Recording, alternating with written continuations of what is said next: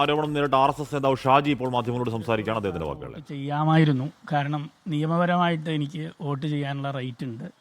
പക്ഷേ ധാർമ്മികമായിട്ട് അത് ചെയ്യുന്നത് ശരിയല്ല. കാരണം ഞാൻ അവിടെ താമസിക്കാൻ ഉദ്ദേശിക്കുന്നില്ല എന്നതുകൊണ്ട്, ഞാനൊരു ധാർമ്മിക വിഷയങ്ങളെ കുറിച്ചിട്ട് ക്ലാസ് എടുക്കുന്ന ആളാണ് എന്നതുകൊണ്ട് ആ ധാർമ്മികത ഈ വോട്ടിൻ്റെ കാര്യത്തിലും വേണം എന്ന് എനിക്ക് നിർബന്ധമുള്ളതുകൊണ്ട് നിയമം അനുശാസിച്ചിട്ട് പോലും ഞാൻ വോട്ട് ചെയ്യാതെ എൻ്റെ ആലത്തൂരിൽ പോയും അവിടെയാണ് ഞാൻ വോട്ട് ചെയ്ത് എൻ്റെ ഭാര്യയും. നമ്മളിപ്പോൾ ഇത് VD സതീശനോടൊന്ന് ചോദിച്ചാൽ മതി. എന്നേക്കാൾ രാഷ്ട്രീയത്തിൽ അല്ല ഞാൻ പറഞ്ഞത്, എനിക്കറിയില്ല ഇങ്ങനെയുള്ള നിയമം. നമ്മളിപ്പോൾ ജീവിതത്തിൽ ആദ്യമായിട്ടാണ് വോട്ട് തൃശ്ശൂർക്ക് മാറ്റുന്നത്. സ്വാഭാവികമായിട്ടും ഇവിടെ വോട്ടുണ്ടാകുമ്പോൾ അവിടെ വോട്ടുണ്ടാവില്ല എന്നാണ് എൻ്റെ ധാരണ.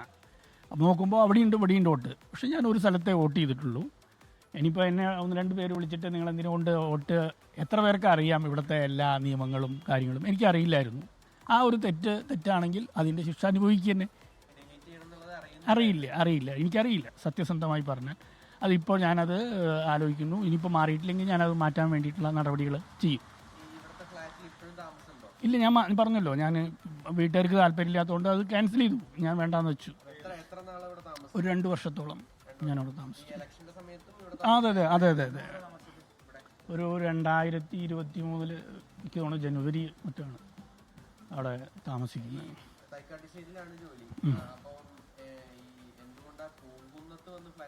എൻ്റെ സുഹൃത്തിൻ്റെയാണ് ആ സ്ഥലം. എനിക്ക് ഏറ്റവും പെട്ടെന്ന് ലഭ്യമാവുന്നതും ഏറ്റവും വില കുറച്ച് കിട്ടുന്നതുമായിട്ടുള്ള സ്ഥലത്തല്ലേ ഞാൻ ചൂസ് ചെയ്യുക.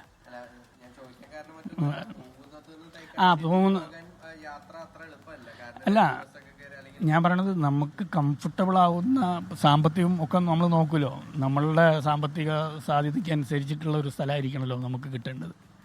അപ്പം അതുകൊണ്ട് നമ്മൾ ആ സ്ഥലം ചൂസ് ചെയ്തു മാത്രം. പിന്നെ ഞാൻ വോട്ട് ചെയ്തിട്ടില്ല അവിടെ. ഇപ്പോൾ സുരേഷ് ഗോപിയോ ജയിപ്പിക്കാൻ വേണ്ടിയിട്ടാണെങ്കിൽ ഞാൻ വലിയ BJPയുടെ നേതാവ് എന്നൊക്കെയാണ് എന്നെക്കുറിച്ച് പറഞ്ഞത് ഇന്നലെ മുതൽ. ഒരു ബൂത്ത് പ്രസിഡന്റ് പോലും അല്ല ഞാൻ, മനസ്സിലായോ?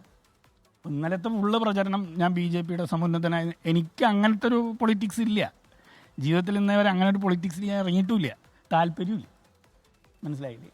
അപ്പോൾ അതുകൊണ്ട് ഇനി ജയിപ്പിക്കാൻ വേണ്ടി തന്നെയാണ് അങ്ങനെ ചെയ്തെങ്കിൽ നിയമം അനുശാസിക്കുന്നു വോട്ട് ചെയ്യാൻ എന്നാക്കി ചെയ്തൂടെ? എന്തേ ഞാൻ ചെയ്തില്ല? ധാർമ്മികമായിട്ട് ശരിയല്ല. ഞാൻ ആ പാർട്ടി തീരുമാനത്തിൻ്റെ ഭാഗമാണെങ്കിൽ ഞാൻ വോട്ട് ചെയ്യണ്ടേ?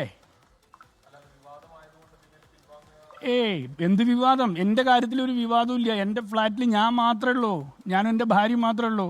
100 പേരൊന്നും അംഗമായിട്ടുള്ള റൂമോ ഫ്ലാറ്റോ അല്ല എൻ്റെ.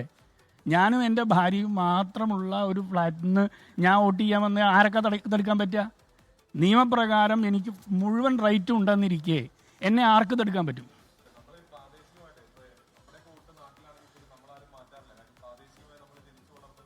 എനിക്ക് സുരേഷ് ഗോപിക്ക് വോട്ട് ചെയ്യണം എന്നുള്ളത് എൻ്റെ ഒരു ആഗ്രഹമാണ്. വ്യക്തിപരമായിട്ട് എൻ്റെ ഒരു ആഗ്രഹമാണ്. എൻ്റെയും എൻ്റെ ഭാര്യയുടെയും വോട്ട് സുരേഷ് ഗോപിക്ക് ചെയ്യണം. നിങ്ങൾക്കൊക്കെ അറിഞ്ഞൂടെ സുരേഷ് ഗോപിക്ക് വേണ്ടിയിട്ടുള്ള ഒരു താല്പര്യം? ഞാനൊരു BJP അനുഭാവിയും വോട്ടറുമാണ്.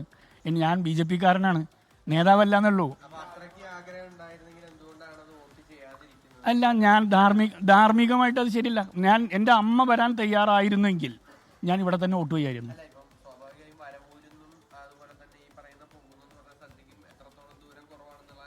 32 കിലോമീറ്റർ. അല്ല, താമസം പൂങ്കുന്നത്തേക്ക് വരണ്ടേ?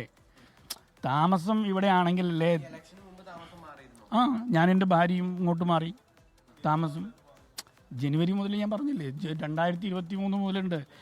RSS നേതാവ് ഷാജിയാണ് മാധ്യമങ്ങളോട്, ഷാജി വരവൂരാണ് മാധ്യമങ്ങളോട് സംസാരിച്ചത്. 2 വിലാസത്തിൽ 2 വോട്ടർ പട്ടികയിൽ പേരെന്നാണ് പറയുന്നത്. അദ്ദേഹം തൃശ്ശൂരിലേക്ക് ഇങ്ങോട്ടേക്ക് ഇലക്ഷൻ സമയമാകുമ്പോൾ വന്നു എന്ന് പറയുന്നുണ്ട്. പക്ഷേ എന്തോ ധാർമ്മികതയ്ക്ക് ക്ലാസ് എടുക്കുന്ന ആളാണ്, അത് കാരണം ധാർമ്മികത പ്രശ്നം എന്തോ ഉണ്ട്, അത് കാരണം വോട്ട് ചെയ്തില്ല എന്നൊക്കെ പറയുന്നുണ്ട്. എന്തോ ഒരു ചേരുമ്പടി ചേരാവയുണ്ട്. അങ്ങനെ ധാർമ്മിക ക്ലാസ് എടുക്കുന്ന മോറൽ സയൻസ് അധ്യാപനാണെന്ന് അറിയില്ല. ധാർമ്മിക ക്ലാസ് എടുക്കുന്ന എത്ര പേർ അങ്ങനെ ഇരട്ട വോട്ടൊക്കെ പല പട്ടികകൾ കിടപ്പുണ്ട് എന്നത് വിശദാന്വേഷണത്തിൽ അറിയാൻ കഴിയൂ. തിരികെ ലോകത്തെവിടെയായാലും ഏത് സമയത്തും 24 വാർത്തകളും ഓഗ്മെന്റഡ് റിയാലിറ്റി പാക്കേജുകളും എക്സ്പ്ലെയിനറുകളും വിശദമായി കാണാൻ ഞങ്ങളുടെ YouTube ചാനൽ നിങ്ങൾക്ക് സബ്സ്ക്രൈബ് ചെയ്യാം.